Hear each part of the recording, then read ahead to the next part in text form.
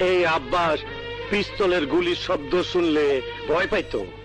ঠান্ডা একটা সোজা লোক ছিল আব্বাস।